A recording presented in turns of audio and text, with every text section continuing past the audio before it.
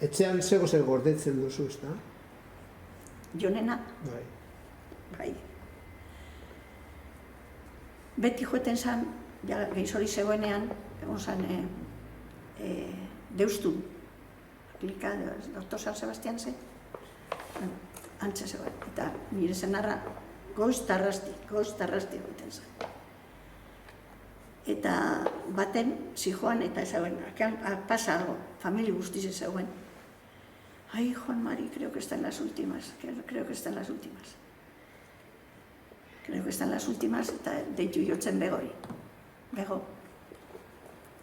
La maquila que está en casa, ya sabes cuál te digo, la que me regaló, la de Egin, Gara izango da. Gara, la de Gara, la directora de Gara, quiero que le des a Juan Mari. Eta Juan Mariren etxean da, antxe dago ipiniti. Beti eukidoz, solako beuse beti eukidoz, berentzako.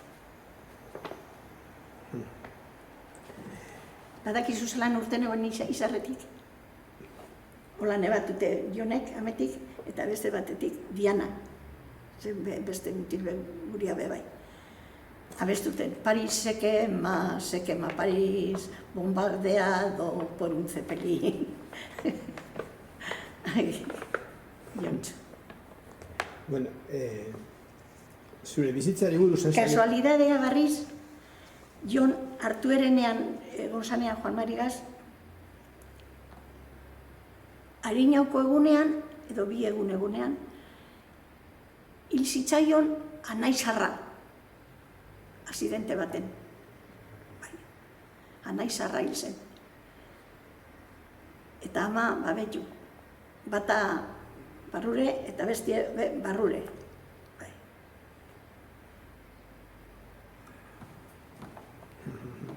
Horlantzik izen diez bizimodu batzu zorrotzan. Bueno, tristia, baina alegrea bai. Baita. El torero nuestro. Zegaitik el torero izena? Jaietan beti pintxeren plaza bat desde desmontables, zakizu.